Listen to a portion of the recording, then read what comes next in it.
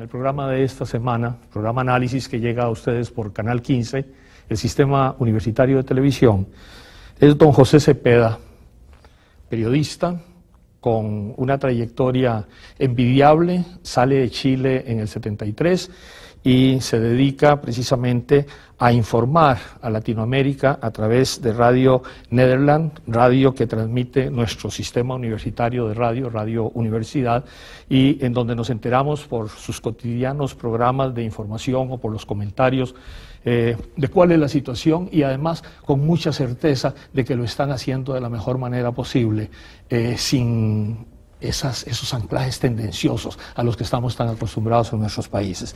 De manera que es un gusto tenerlo por acá, que sea nuestro invitado en el Canal 15 y que además esté usted de visita en el país, despidiendo a un amigo que deja de trabajar. Decía que, bueno, dicen que el trabajo es tan malo que hasta lo pagan, así es que sí, eso es también una ventaja. De manera que la presentación de este libro, que hemos dado el título del programa, La radio entre la comunicación y el poder, es una estupenda excusa para tenerlo a usted en este programa y para conocer sus opiniones, que están vertidas en este libro, sobre el cual vamos a hablar. Bienvenido. Bueno, yo le agradezco muchísimo la gentileza, y usted ha dicho 2 o 3 cosas que a mí me gustaría, antes de las preguntas, comentar. En primer lugar, efectivamente nosotros tenemos una larguísima alianza histórica, podríamos llamarla, con la Universidad de Costa Rica y su sistema de transmisión, de tal manera que estamos muy honrados en primer lugar, porque Radio Nederland, aparte de las transmisiones que tenía en onda corta, hoy a través de satélite e internet, no sería posible ser escuchada de la forma tan asidua que lo es en América Latina si no tuviese estas contrapartes tan importantes. Esa es una cosa.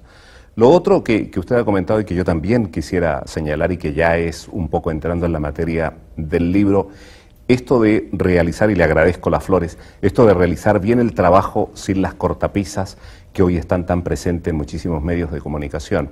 Y esto vale la pena una aclaración muy importante. Efectivamente, Radio Nederland tiene la más absoluta convicción que la única manera de ejercer un buen periodismo y de hacer una buena radio es manteniendo una actitud absolutamente independiente y manteniendo una vocación de verdad, es decir, la búsqueda no solo de la información por la información, sino que qué hay detrás de esa información para tratar de ser lo más veraces posible. No significa esto que actuamos en el vacío y que somos una radio neutra, por el contrario, nosotros estamos por algo en el mundo y estamos por algunos principios que consideramos que son conquista de la humanidad: el defender los derechos humanos, el defender la libertad, el defender la democracia, el Estado de Derecho, el condenar las dictaduras y las tendencias totalitarias, sean del signo que sean. Han sido nuestro quehacer en las últimas 3 décadas. Hablo de lo que conozco por mí mismo. Yo llevo trabajando 33 años en Radio Nederland, a mucha honra, y soy director del Departamento Latinoamericano desde 1994.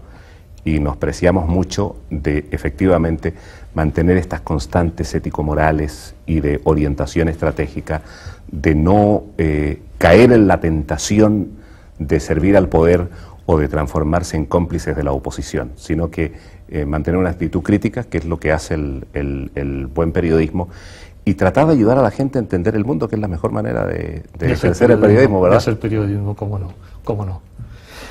Presentación de un libro en Costa Rica, un libro que tiene su origen en una reunión en Asunción. Así es. Con periodistas y con participación de una serie de ponentes, entre ellos está usted, y usted es parte del compilador junto con Benjamín Fernández. Libro a ser presentado también en la Universidad de Costa Rica. ¿Es este el mejor sitio para presentar un libro sobre el poder y el periodismo? Yo creo que sí, porque en primer lugar por la universidad. Es decir, si uno entiende que los medios de comunicación y la universidad son un nexo, un puente entre el saber y la comunidad, es un magnífico lugar, ¿no? Durante muchísimos años en América Latina estuvimos convencidos que los medios de comunicación, fundamentalmente la radio universitaria, era una especie de tocadiscos de música clásica, ¿no? Era la máxima expresión, ¿verdad?, de la cultura latinoamericana, lo cual era un error y una convicción realmente muy mínima y muy enana, digamos, de las potencialidades de un medio como es la radiodifusión. Pero yo creo que hemos ido dejando lentamente esas cosas atrás y hemos dado una gran variedad a los géneros informativos y de entretención y de educación a través de la radio. Por eso que a nosotros nos honra mucho poder presentarlo acá. y sobre todo ligarlo a los orígenes del libro, porque efectivamente, como usted dice, se realizó en Asunción, porque coincidía primero con una gran aspiración de los medios de comunicación, no solo radiofónicos, sino también escritos y de televisión y de internet de Paraguay, al término de lo que había sido todo un ciclo histórico hegemónico del Partido Colorado, famoso partido que apoyó a la dictadura de Stroessner, y se producía un cambio. Esto independientemente de las simpatías o antipatías que pueda generar el ex obispo o todavía obispo retirado, señor Lugo, y todo lo que ha venido después. Pero había esta ansia de discutir la labor de la radio y a través de la labor de la radio, la labor en general de los medios de comunicación en los procesos de democratización de América Latina.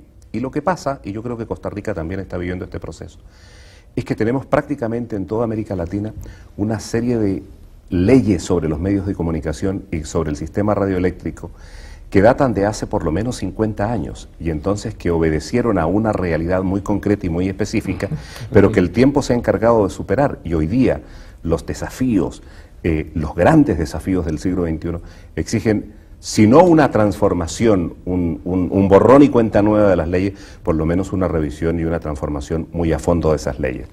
Porque al final de cuentas lo que se está decidiendo es cómo se va a informar a la sociedad, cómo se va a tratar de crear cierta cohesión social e identidad colectiva a través de los medios, y eso me parece a mí que puede ser una contribución o una limitación para los procesos democráticos de la región. Así es. Y por eso que sale el libro. Pues mire, creo que esa versión suya sobre el papel de la universidad y el presentar un libro en una universidad me cierra con uno de los premios recientes de esta universidad, el licenciado Nieto, que en su discurso de premiación decía que cuando hay catástrofes, inundaciones, se buscan sitios altos y que cuando en una sociedad suceden cosas, se buscan también los sitios altos y la universidad es un sitio alto. Absolutamente. Y lo otro que usted mencionaba, que creo que es realmente importante de retomar, leyes que tienen más de 50 años de hecha con toda la obsolescencia que eso significa, si acaso revisadas, y en esto recuerdo 30 años atrás, la ministra Carmen Naranjo puso en duda por primera vez nuestras leyes sobre medios de comunicación, con las consecuencias que eso tuvo para ella, terminó con su ministerio en ese sentido. Yo quisiera aquí leer dos cosas que me parecieron especialmente significativas en el artículo de su autoría, en la ponencia de su autoría. Dice, al poder hay que pedirle que sea transparente y que no mienta, aunque más grave todavía son sus silencios, sus arcanos, la suposición de que hay cosas sobre las que no se habla. A los medios hay que exigirles que no deformen, no confabulen, no oculten, no adulen. Qué lejos estamos, ¿eh? Qué lejos estamos. Qué lejos estamos. Ese podría ser el título de una canción. Sí, bueno, lo que sucede es que, en primer lugar, lo que he tratado de decir es que las responsabilidades en las irregularidades en el uso y manejo de la información y en la influencia que se intenta ejercer sobre los medios de comunicación es compartida. Viene tanto del poder como viene de los propios medios. Viene del poder porque el poder de hoy de América Latina se ha tornado por una razón que no puedo explicar, que tal vez tenga ciertos orígenes psicológicos que escapan a mi escasa inteligencia, de una extraordinaria susceptibilidad. Basta cualquier cosa, un pequeño aire, una brisa, para que el poder diga, este medio de comunicación y este periodista lo que está haciendo es desestabilizando a la democracia. Y entonces, y si usted insiste en ese papel crítico, tenga la seguridad que lo van a acusar de comunista o de filocomunista o de que tener una connivencia con alguna organización internacional destinada justamente a hacerle daño al país. Tan lejos se ha llegado desde el punto de vista del lado del poder. Y desde el punto de vista del lado de la comunicación, es que estamos acostumbrados los periodistas a actuar durante toda nuestra historia desde la más absoluta impunidad. Creemos que no tenemos que darle cuenta a nadie, que estamos por sobre el bien y el mal, y que somos los poseedores absolutos de la verdad. Entonces podemos dictaminar, primero, una crítica, segundo, una sentencia, condenar a la gente, ¿verdad?, y ejecutarla. Asumimos todos los papeles correspondientes. Y yo creo que ese es un error, porque en realidad la profesión del periodista debería ser mucho más humilde, lo que decíamos al comienzo, el tratar de explicarle a la gente cómo son más o menos las cosas para que tenga elementos de juicio de formar su propia conciencia y tome sus decisiones respecto a lo que está sucediendo en su entorno. Y hay una frase por ahí de un par de periodistas que a mí me encanta recordar, y es que el periodismo no está para cambiar nada. El periodismo está para contar lo que está sucediendo y le corresponde a la gente, le corresponde a las sociedades y a las instituciones y le corresponde al Estado asumir la posibilidad del cambio que muchas veces es tan necesario. Pero esto está relacionado justamente con el último aspecto que quiero señalarle de lo que está dicho ahí, que es lo relacionado con la transparencia. Yo creo que hoy día más que nunca se necesita transparencia. ¿Y dónde no la hay? Le voy a dar un ejemplo. El espacio radioeléctrico.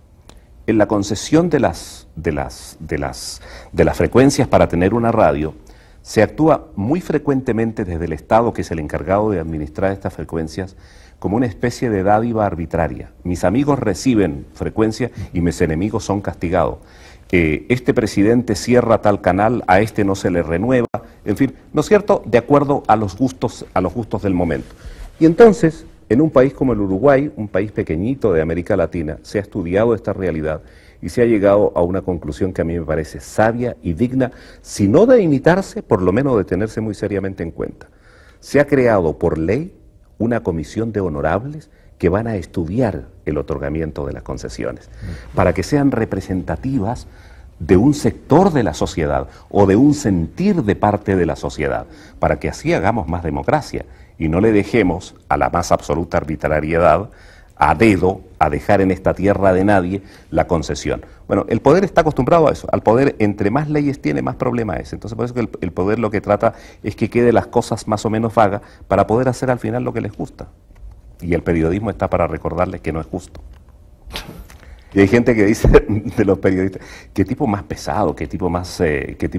Claro, es que a nosotros no nos pagan para ser simpáticos, ¿no es verdad? No Además, nos pagan nos pagan para ser gente muy antipática. No. El nombre del programa, ya se los decía, la radio, entre la comunicación y el poder, no solo la radio, los medios en general de comunicación y su papel frente al poder.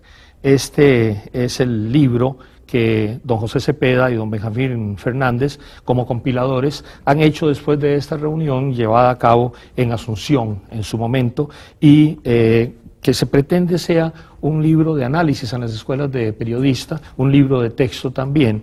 Y de acuerdo con lo que usted nos decía al final del segmento anterior, hay aquí unas afirmaciones fundamentales en cuanto a este hacer del periodismo. Fomentar mediante el debate una sociedad informada, canalizar las inquietudes sociales en la esfera pública, contribuir mediante la polémica a la creación de escenarios en los que se ventilen las inquietudes prioritarias de la vida en común. Efectivamente, no es un papel para simpáticos, es un papel para gente que de alguna manera estorba. Y sobre todo, esto del debate a mí me gustaría rescatarlo. Yo creo que la democracia efectivamente es un conversatorio a muchos. Es decir, entre más podamos conversar en la sociedad, entre más podamos escuchar, que es una vieja costumbre que se está perdiendo, ¿verdad? El escuchar al otro, el saber que el otro tiene una razón distinta a la nuestra. No, lo que sucede frecuentemente es que no hallamos a la hora de que el otro termine para poder dar nuestra opinión y nuestra verdad, ¿verdad? Entonces, esta suerte de incomunicación en un mundo con potencialidades comunicativas como nunca han existido en su historia es una triste realidad. Yo creo que hay hoy día, desgraciadamente, más soledad que nunca, que el hombre está cada vez más solo, y sin embargo hay una globalización de la comunicación. Antes eran poquitos los periódicos, poquitas las radios, hoy día hablamos de millones de páginas en Internet. ¿Quién se iba a imaginar que una radio de un grupito de mujeres por allí, perdida en una aldea de América Latina, le podía dar la vuelta al mundo a través de Internet? Es decir, las potencialidades están a disposición. Lo que no está a disposición es la voluntad democrática de entender que somos distintos, que la democracia es diversidad. Y entonces, tanto de la comunicación como del poder, está el propósito de silenciar, el silenciamiento silencioso. Es decir, mientras no hable, tanto mejor. Mientras el opositor no tenga la posibilidad de expresarse, no existe. Es un poco lo de la televisión, a propósito de que estamos en un programa de televisión. Lo que no tiene imagen no existe. solo tiene realidad aquello que tiene imagen, aquello que puede ser representado a través de una imagen. Y yo creo que hay que recuperar la palabra, que hay que recuperar la palabra de todos. Por eso que la Iglesia se equivoca cuando dice que lo que hay que darle voz a los que no tienen voz. No, si todos tienen voz. Lo que pasa es que se les ha quitado, se les ha usurpado y lo que hay que hacer es devolvérselas. Sí, este proceso de invisibilización, como ustedes lo mencionan también en el texto, creo que es uno de los ingredientes fundamentales. Octavio Paz lo decía de una manera que así a mí siempre me gustó muchísimo. Dice, lo expulsaron del discurso histórico. Exactamente. Que es parte de ese mismo proceso también, ¿eh? Dice que este libro tiene varios propósitos. Servir de material de debate, motivar a través de la palabra, pero especialmente ser utilizado como texto y medio audiovisual por profesores y alumnos de periodismo de América Latina y el Caribe. Ahí quiero hacer dos alcances muy básicos. El primero de ellos es que hemos enviado en un primer envío, valga redundancia, a más de 85 universidades, en América Latina. 2 libros de América Latina, ¿no es cierto?, facultades de comunicación donde se pueda ocupar este material. Y el segundo alcance que quiero hacer es que este libro trae un DVD, que es una clase magistral que da justamente en este seminario en Asunción a fines del año pasado el expresidente de Bolivia, Carlos Mesa, que durante más o menos 45 o 50 minutos hace un esbozo general de lo que es la potencialidad y la maravilla de la profesión del periodismo y cuáles son sus principales limitaciones. Es un gusto porque además el hombre tiene el don de la palabra y más allá de las simpatías o antipatías que pueda provocar el DVD, es ciertamente un elemento que provoca la polémica, que llama a la reflexión. Entonces yo espero muy sinceramente que los estudiantes, los futuros periodistas, se acerquen a textos de esta naturaleza, no para buscar convicciones para repetir en la calle luego, sino justamente para contradecirlas y para decir ustedes no tienen razón, deberíamos hacer de esta manera las cosas. Don José, qué gusto tenerlo a usted por aquí en un momento como el que pasamos en estos días. Golpe de Estado en Honduras, apenas que sus comentarios servirían de pie de página a este encuentro entre el poder, el periodismo, aún más medios periodísticos que estaban dando la información el domingo en la mañana, antes de que el mismo pueblo de Honduras se diera cuenta, presencia inmediata de esta situación, y un golpe de Estado que combina armas y legitimación legal. Bueno, yo...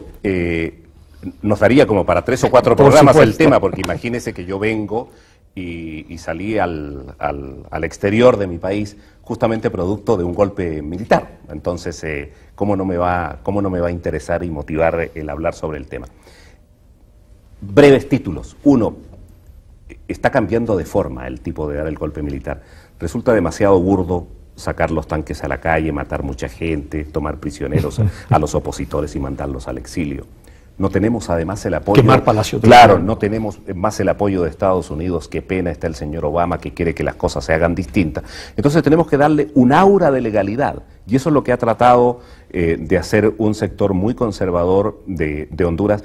Y atención, por favor, que no se confunda. Yo estoy condenando el golpe de Estado y no estoy defendiendo ni las políticas ni la forma de hacer política del presidente Manuel Zelaya, que es tema de otra discusión, que son 2 películas totalmente distintas. Aquí se trata de preservar la legalidad. Esa es la primera cosa. Y lo segundo es la profunda satisfacción que a mí me da que después de muchísimo tiempo, por fin, no solo la Organización de Estados Americanos, sino que Naciones Unidas, la Unión Europea, los gobiernos de Centroamérica, el Grupo de Río, hay una unanimidad universal en contra del golpe de Estado, pero no solo en el discurso, sino también en la práctica. Vamos a tomar medidas para impedir que esto se concrete, y no solo por Honduras. Qué pobre pueblo que se lo merece, pueblo pobre, uno de los más pobres de América Latina, muy sufrido, donde lo que ha sucedido en los años 80, la Guerra Sucia, es muy poco conocido a nivel incluso continental. Pero bueno, ese pueblo se merece justamente que se restituya el sistema democrático, pero yo lo digo también por América Latina. Sería una muy mal precedente para América Latina que los militares golpistas que todavía quedan en nuestra región se frotaran las manos y dijeran si fue posible en Honduras, ¿por qué no va a ser posible aquí? Entonces yo creo que aquí hay una especie de despertar democrático que enhorabuena, sea bienvenido y ojalá que siga teniendo ese apoyo social que ha recibido en estos días. Comunicación y poder, tema del libro, tema de este programa, y tema también expuesto por usted, al que recomendamos precisamente a nuestro auditorio que lo busquen, que está aquí en la universidad y que puedan efectivamente enterarse. Y que no es un valor comercial, este es un libro que se regala. Efectivamente. De manera que ya sabe usted que esta es su casa, que estamos a sus órdenes y que ha sido un gusto tenerlo por aquí, don José. Le agradezco mucho y yo efectivamente cada vez que vengo a la televisión de la universidad o a la radio de la Universidad de Costa Rica me siento como en mi propia casa y en mi familia. Muchísimas gracias. Muy amable y muchas gracias por su presencia en el programa.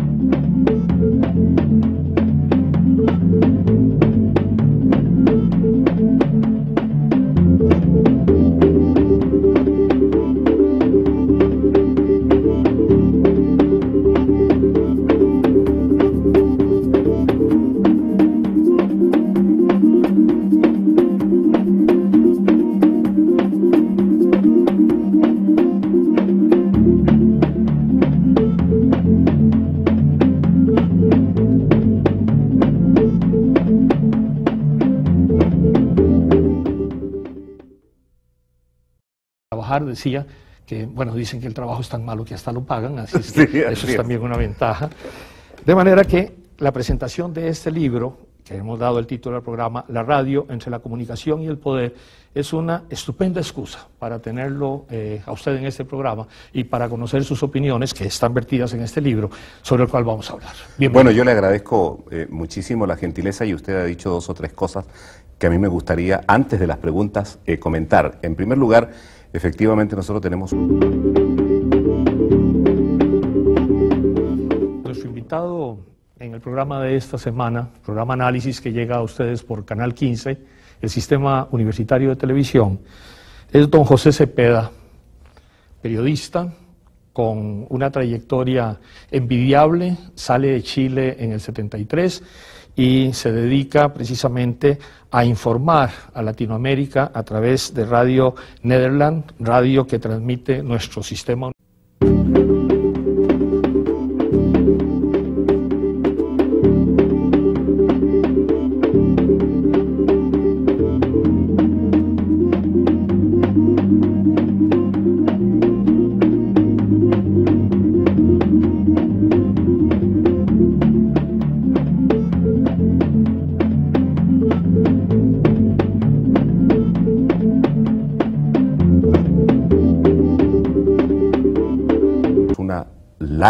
larguísima alianza histórica, podríamos llamarla, con la Universidad de Costa Rica y su sistema de transmisión, de tal manera que estamos muy honrados en primer lugar, porque Radio Nederland, aparte de las transmisiones que tenía en onda corta, hoy a través de satélite e internet, no sería posible ser escuchada de la forma tan asidua que lo es en América Latina si no tuviese estas contrapartes tan importantes. Esa es una cosa.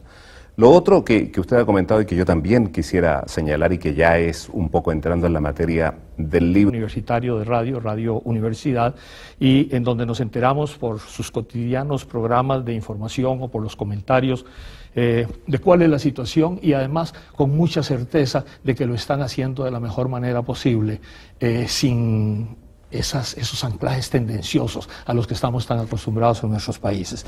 De manera que es un gusto tenerlo por acá, que sea nuestro invitado en el Canal 15 y que además esté usted de visita en el país despidiendo a un amigo que deja de trabajar.